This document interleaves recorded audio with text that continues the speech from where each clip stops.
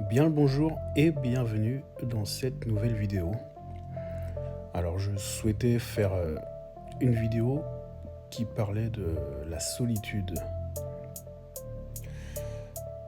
Je vais commencer par vous lire la définition de Wikipédia et on va en parler ensuite ensemble.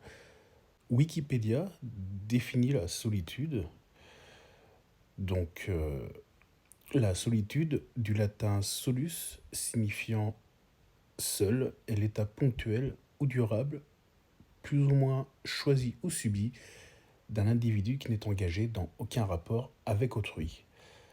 Certains auteurs parlent de solitude objective pour distinguer cet état du sentiment subjectif associé à l'isolement social. La solitude est très différente selon qu'elle soit choisie ou subie. Un individu peut temporairement choisir intentionnellement la solitude pour s'éloigner des problèmes interpersonnels ou pour avoir le temps de développer une activité créative, intellectuelle ou spirituelle. La solitude est alors une situation appréciée et voulue. En revanche, la situation subie de solitude chronique et intense est très douloureuse. De nombreuses études montrent que l'isolement social est associé à des risques accrus de problèmes de santé physique et mentale. Dépression, suicide est corrélé à une mortalité et un risque de maladie de longue durée accrue. La solitude est un sujet étudié sur le plan scientifique depuis la fin du XIXe siècle. Avec les débuts de la sociologie, avec Durkheim, et le concept d'anomie et de la psychologie de l'enfant, Bowlby et ses études sur l'attachement, les études sur le deuil et la mortalité associée. Depuis le début du XXIe siècle, la solitude est particulièrement étudiée par les neurosciences sociales. Des études sur les moyens de remédier ou de prévenir la solitude et les problèmes qui lui sont souvent associés se multiplient. Donc voilà, on a une définition de ce qu'est la solitude. C'est donc oui un état qui peut être plus ou moins long et plus ou moins voulu. Et moi, ce que je voulais dire par rapport à la solitude et à mon expérience avec la solitude, c'est que déjà la solitude, pour moi, c'est quelque chose qui est bénéfique. J'ai besoin d'être seul. J'ai toujours eu besoin d'être seul. J'ai jamais ressenti de souffrance à être seul. Et aujourd'hui, on veut nous imposer que la solitude est quelque chose de négatif, est un état négatif. Euh, en fait, être seul, ça peut être quelque chose de négatif, effectivement. Être seul dans ses idées, être seul sans personne autour de soi. Mais la solitude, aujourd'hui, contrairement à ce qu'on veut nous la faire passer, n'est pas forcément et est loin d'être quelque chose de négatif. Aujourd'hui, on nous force à toujours être dans des groupes. On grandit quand on est plus jeune. On est grégaire, c'est normal. On est des êtres sociaux, sociables. On est des êtres faits pour vivre en groupe, en communauté. Mais à notre époque moderne, c'est un petit peu un certain progressisme. La solitude est plus que nécessaire. Ça permet de se retrouver soi-même, d'avoir du temps pour soi et de prendre le temps de mieux se connaître, chose que l'on n'a plus le temps de faire. Tout le monde veut que nous soyons toujours occupés, que nous soyons toujours en groupe, que nous soyons toujours dans la consommation, que nous ne réfléchissions pas en fait, que nous n'ayons pas d'instant trop seul, à part lorsque l'on dort, pour, euh, pour pouvoir être des consommateurs qui ne prennent pas le temps de réfléchir et qui aient peur de la solitude. C'est ce que beaucoup ne veulent pas. La solitude est quelque chose qui paraît désagréable pour énormément de personnes. Elle l'est effectivement quand elle est subie. et quand on ne sait pas la maîtriser, quand elle est subie, qu'on ne sait pas comment la maîtriser et en tirer le potentiel. Je parle une fois qu'on rentre dans la vie active, lorsque l'on est jeune et en cours, on est toujours entouré, etc. On a toujours du monde autour de soi, la solitude est vraiment très rare, on n'a pas le temps de penser forcément à autre chose qu'à ses cours. Mais c'est une fois, là je m'adresse aux jeunes hommes, une fois que vous allez rentrer dans la vie active, vous allez avoir des moments de solitude que vous n'aurez pas choisis. Et le plus important, ce sera de pouvoir gérer et contrôler ces moments-là. Je parle effectivement aux jeunes hommes parce que c'est ceux qui sont le plus exposés à la solitude. Et les hommes en général, euh, la société et la nature biologique fait que les femmes sont très peu souvent seules. Euh, En majeure partie, je ne dis pas totalement, c'est une généralité que je fais, la majeure partie des femmes sont très peu souvent seules, elles sont toujours entourées. C'est quelque chose qu'elles ne supportent pas dans tous les cas. Elles ont un seuil de tolérance à la solitude qui est bien moins élevé que celui des hommes. Donc elles sont toujours entourées quoi qu'il se passe et la nature, la société fait que voilà, les femmes c'est elles qui subissent le moins, donc c'est pour ça que ça s'adresse plutôt aux hommes, le fait de commencer à anticiper les moments de solitude qui vont arriver dans la vie active. C'est quelque chose dont on ne nous parle pas, mais une fois qu'on quitte les cours, qu'on rentre pour bosser, on se retrouve dans des situations où voilà, on doit assumer, être responsable avec nos contraintes, qu'elles soient professionnelles ou personnelles, et cela va contraster le jour où la solitude arrivera pour ceux qui ont toujours été entourés, qui ne s'y seront pas préparés, qui n'auront pas appris à s'écouter eux-mêmes, à développer des activités grâce à la solitude, ceux qui n'auront pas appris à utiliser le potentiel constructif de la solitude et pas le potentiel destructeur et négatif. Voilà, c'est des choses qui s'apprennent au travers de l'histoire, des générations. Les hommes ont appris à être seuls. Les hommes ont toujours été seuls. Mais aujourd'hui, on ne nous apprend plus à être seuls. Comme je le disais, il faut toujours être en groupe. Et pour une certaine partie d'entre nous, le jour où nous arrivons dans une situation de solitude qui n'est pas voulue, ça peut être extrêmement difficile. Et elles sont amenées à se répéter tout au long de notre vie.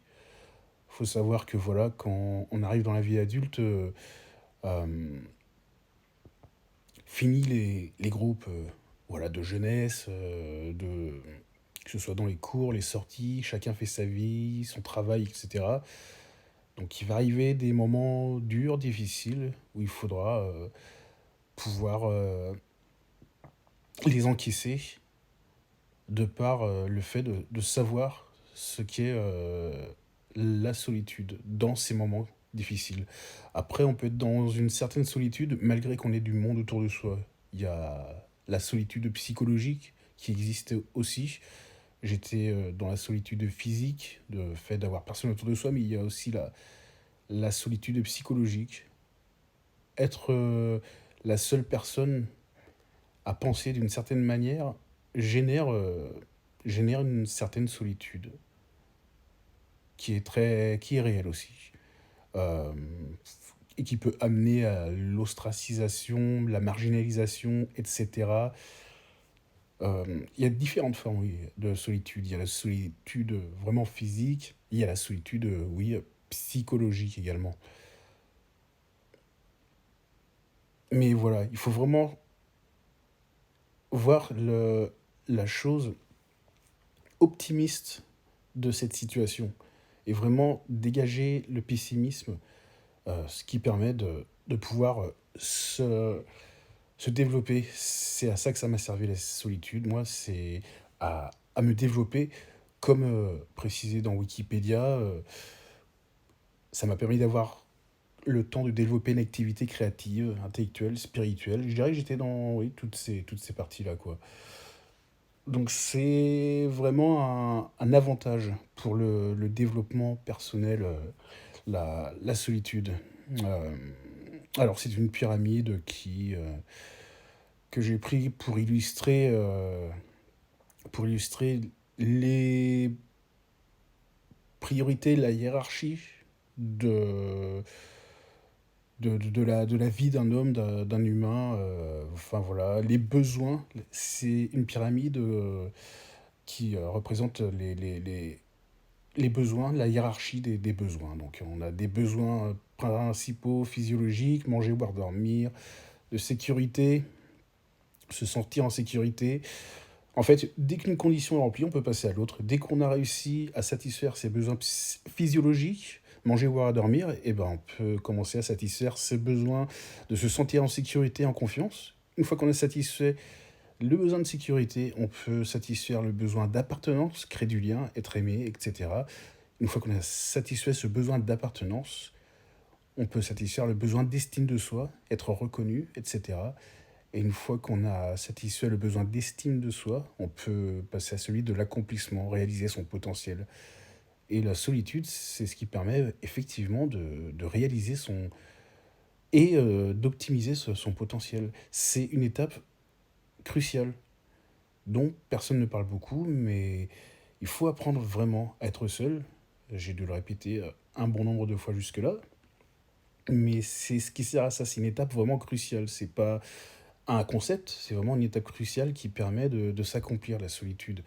De tout temps, de toutes époques, les hommes étaient seuls pour aller chasser, pour aller au champ, pour aller au travail, pour aller voilà, traverser des contrées, etc. C'est quelque chose qui est ancré dans chacun de nous et dans tous les pays du monde. Mais que dans nos pays occidentaux, on a tendance à nous faire oublier. Comme je vous ai dit, c'est pour permettre de mieux nous forcer à la consommation, euh, être dans un groupe, etc. Effectivement, ça pousse à la consommation. On ne réfléchit pas, on fait comme tout le monde, on suit le troupeau, comme des moutons. Le moutonnage est voulu. Donc, c'est l'antithèse de la solitude. Solitude qui permet de se concentrer sur soi et de se concentrer sur la raison plus que l'émotion du groupe que l'on va suivre. Donc voilà, c'est vraiment très important. C'est vraiment une étape de la vie. Et c'est une étape constructive de la vie. Ça permet l'accomplissement. Ça en fait vraiment partie. C'est pas un concept spirituel ou autre. C'est quelque chose qui a toujours existé et qui est dans la nature humaine. Euh, c'est vraiment une partie de l'accomplissement. C'est vraiment un besoin que l'on a en nous euh, pour s'accomplir cette nécessité d'être seul. Une petite illustration voilà, que je suis allé rechercher parce que à chaque étape et à tous les moments de notre vie, même si on est marié, même si on est en couple, il y a des moments où on se retrouve seul, c'est normal. Il y a des moments où on se retrouve seul et dans notre vie, on est seul et on meurt seul. Donc il y aura toujours des moments où on y sera confronté. Et mieux vaut y être confronté de la manière la plus agréable, plutôt que de s'efforcer à toujours être en troupeau, et le jour où on n'a pas choisi, se retrouver dans la solitude et être pris d'angoisse, etc. Enfin voilà. Alors le texte, faut pas s'en préoccuper, ça n'a rien à voir. C'était juste que je voulais une image de route, quoi. La vie est un voyage. Chacun fait sa route, trace son chemin vers des horizons meilleurs et des cieux meilleurs. Donc, à chacun d'apprendre individuellement de ses expériences. Il est important d'être en groupe pour apprendre, mais on peut aussi apprendre individuellement surtout pour apprendre à se connaître soi-même. C'est très important de connaître sa manière d'être devant des situations sans qu'il y ait quelqu'un qui nous dise comment la gérer. Enfin voilà, c'est connaître sa façon d'être et ses instincts. C'est très important. Quand on est en groupe, on ne voit pas comment, on ne voit pas nos réactions instinctives lorsqu'on est en groupe. On ne voit pas notre manière de réfléchir par réflexe ou instinctive également lorsque l'on est en groupe. Ça permet de mieux apprendre à se connaître soi-même et apprendre à s'aimer également, à mieux s'aimer. Une fois qu'on s'est compris, on s'aime mieux. On accepte ses défauts, on sait comment les maîtriser et on sait comment être en paix avec soi-même. Ça a l'air de manière aussi spirituelle que littéralement, en fait. Euh, on sait qu'on peut compter sur soi-même, on peut se faire confiance à soi-même quand on a appris à s'écouter et et à s'apprécier soi-même.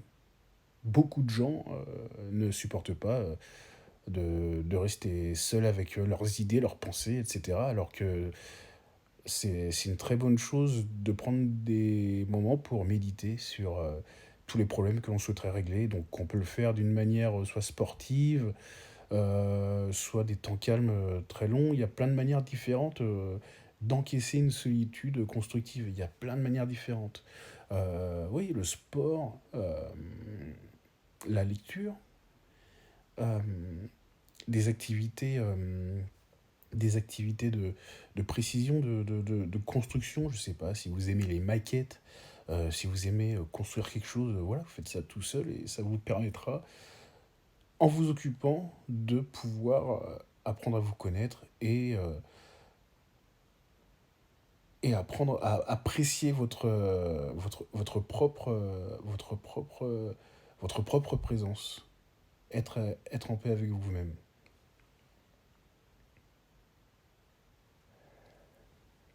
Et ça, c'est une illustration que j'ai choisie pour représenter le fait de voilà, s'accomplir, gravir. C'est un mec qui est en hauteur, donc c'est ce qui me parlait le plus. Donc voilà, gravir ces montagnes, gravir des défis.